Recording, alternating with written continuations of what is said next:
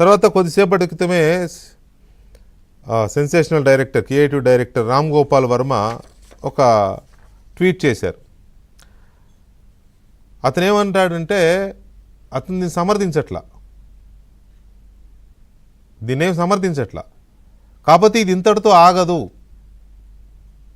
అంత అంత అంత ఈజీగా ఆగేది కాదు, ఇది ఆగాలంటే భయపెట్టాలి.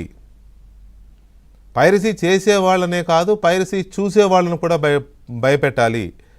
పైరసీ చేస్తే ఎంత నేరమో చూస్తే కూడా అంతే నేరం అనే రకంగా కొన్ని యాక్షన్స్ ఉంటే తప్ప ఇది ఆగదు, అతి కష్టం మీద ఆగుతుంది అనేది ఆయన కూడా ఒక ట్వీట్ చేశారు ఇందాక ఎక్స్లో. సో ఓవరాల్గా చూసినప్పుడు ఈ వర్షిప్ అంతా ఎందుకు వచ్చింది, దీన్ని ఆపడం ఎలా, దీని చుట్టూ ఒకటి తిరుగుతోంది. తర్వాత నాకు ఇవాళ 2 రోజులుగా ఫాలోఅప్ చేస్తే తెలిసింది ఏంటంటే అత్యంత భయంకరమైన నిజం తెలిసింది. ఇదే ఐబొమ్మ మీద నేను కొద్ది రోజుల క్రితం ఈ కేసుని డీల్ చేసిన డిప్యూటీ కమిషనర్ ఆఫ్ పోలీస్ ధార కవిత గారితో ఇంటర్వ్యూ చేశాను కదా. ఆవిడ ఆ రోజు చెప్పిన దాని ప్రకారం ఈ ఐబొమ్మ అనే వ్యక్తి దగ్గర సుమారుగా 5 కోట్ల మందికి సంబంధించిన డాటా ఉంది. మొబైల్ నెంబర్స్ కావచ్చు, ఈమెయిల్ ఐడీస్ కావచ్చు, ఏవైనా కలిపి 5 కోట్ల మంది.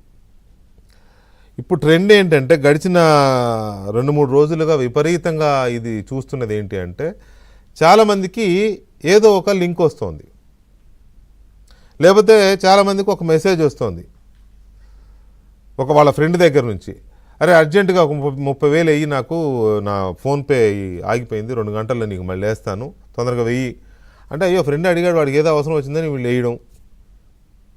అసలు విషయం ఏంటయ్యా అంటే ఆ ఫోన్ హ్యాక్ అయింది. ఆ ఫోన్ ఎందుకు హ్యాక్ అయింది అంటే అతనికి ఏదో లింక్ వచ్చింది, తెలియక దాన్ని క్లిక్ చేశాడు.